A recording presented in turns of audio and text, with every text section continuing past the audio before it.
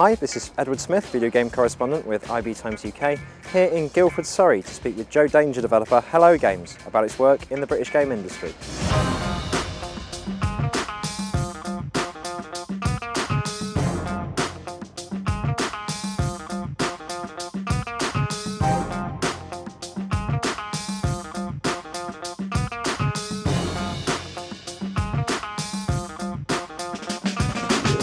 Well, Hello Games started up about 4 years ago, which is crazy to think about. It seems like really, like yesterday, basically.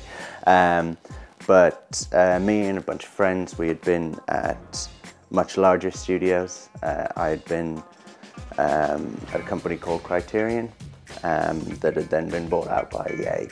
And that had started off as quite a small company when I joined, but it had become huge as part of EA. And so I kind of wanted to leave and go back to something much smaller. So 4 of us broke away to just kind of do our own thing and make our own game, which was Joe Danger. And we started off just in a tiny little room, basically, 4 of us for about 18 months, and came out with a PS3 game at the end of that, which kind of started Hello Games. That's when it became, I guess, a proper company. We were quite like gung-ho in starting up Hello Games. I think we did it without really thinking it through. It was more a kind of a led by the heart rather than the head, and then we started up and suddenly started thinking, right, how initially we were just living off savings and things like that, but that reasonably quickly runs out, and you have to kind of finance it, and you have to start doing more of the business side of things, which came as a bit of a shock to us, So actually, we did what most people would try to do, which was try and find a publisher for our game, and we did that for quite a while, and we found that a mixture of kind of difficult in some ways in finding the right person, but also we found that quite often publishers wanted to change what we were doing and change the kind of game we were making. And we wanted to kind of we'd broken away to be our own thing, our own entity, and that was kind of eroding that. So we made a really tough and probably at the time seemed really foolish decision. It's kind of almost embarrassing for me to talk about. I sold my house and just basically went all in and funded what we were doing, which is not something I would recommend anyone else do. But for us, it worked out really well. 12 months later, Joe Danger came out, and in the first few hours, we had kind of made back our money. But that is an incredibly risky way to go about things, and not the most common route.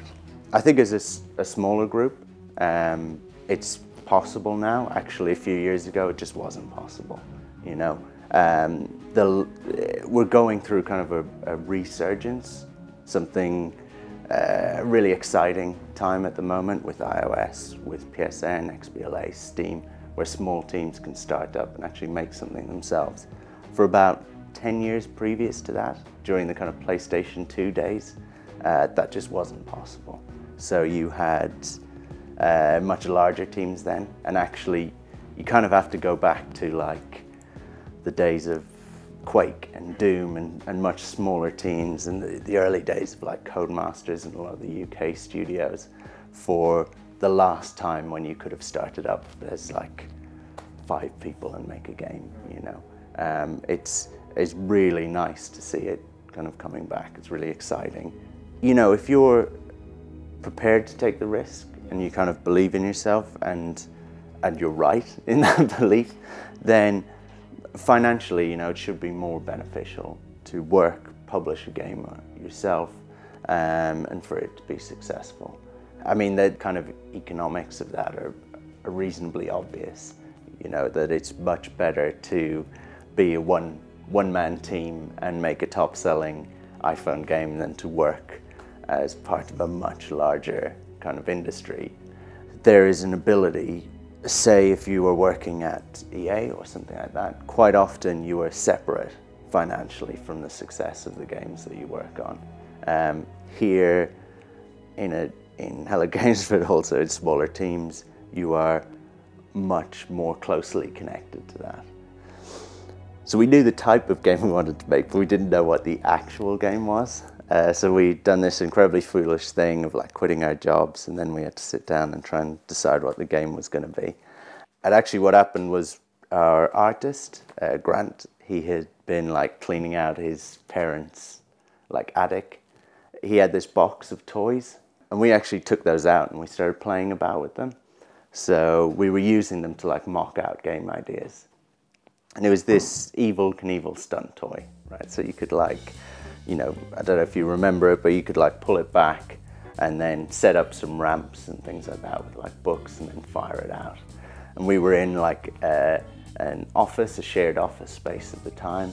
We had like BT call center all around us, and we would be firing this thing into their room and through windows and things like that. And we kind of thought, what if we made a game around this person, like this poor guy who's just crashing non-stop and always getting back up on his bike and launching himself again. And we wanted that sense of kind of play, of that kind of toy-like thing of just, you know, actually feeling tactile, actually feeling like something you would play with. The game just kind of built itself from there. We latched onto that idea, and it's one of those things where amongst all those other ideas, once that was there, everything just gained momentum around it. It just felt right to kind of develop that. One of the things about gamers that the industry forgot for a while is that they have a really broad and varied set of tastes, you know, and they don't just like one game. They actually quite like playing something new and fresh, I think. The classic thing to start up a games company and say you want to make something that is far too ambitious or far too crazy is to say, I want to make the next World of Warcraft or something like that. And actually the reality is that you need to be really, really focused.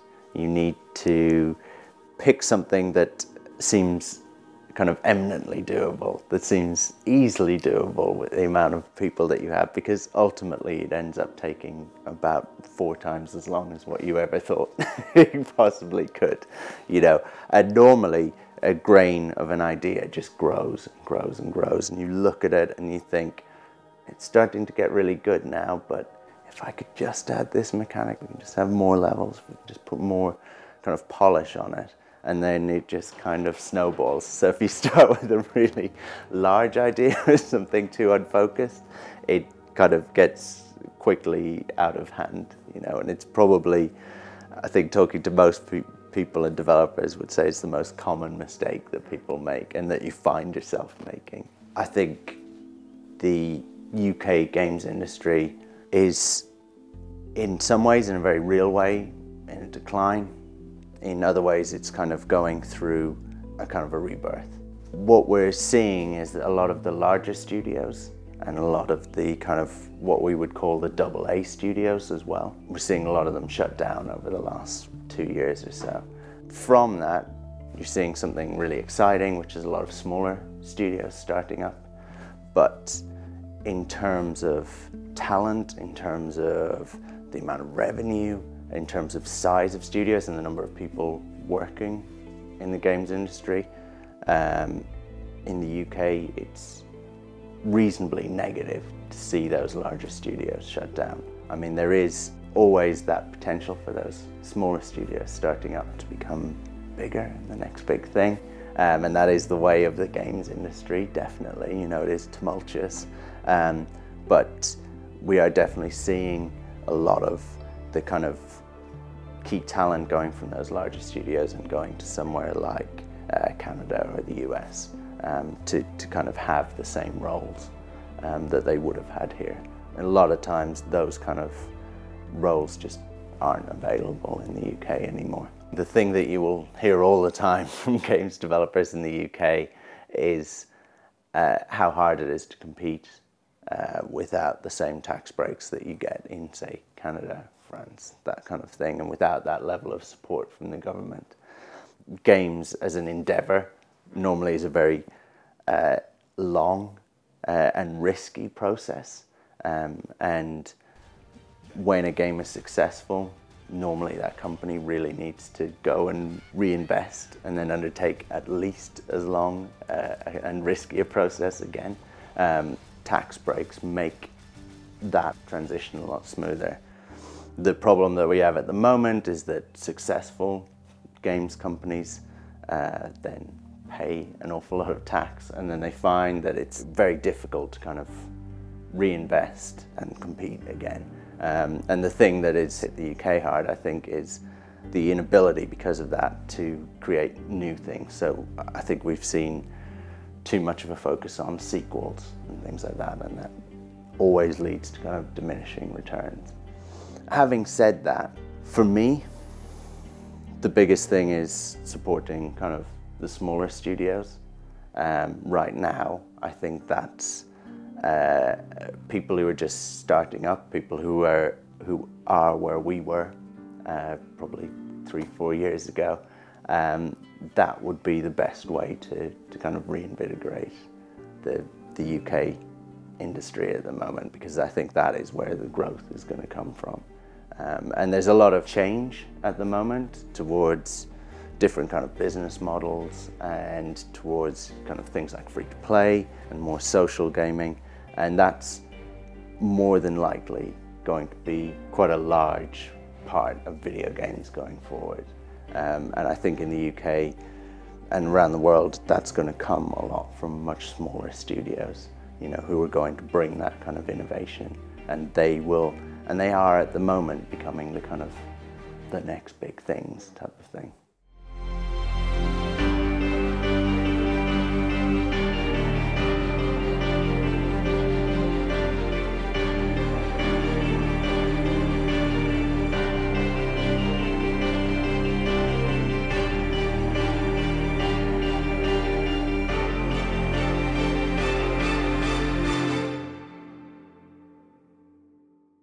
Next week on the Game Studio Spotlight series, we visit Leamington Spa to talk to Playground Games, the creators of Forza Horizon for Xbox 360.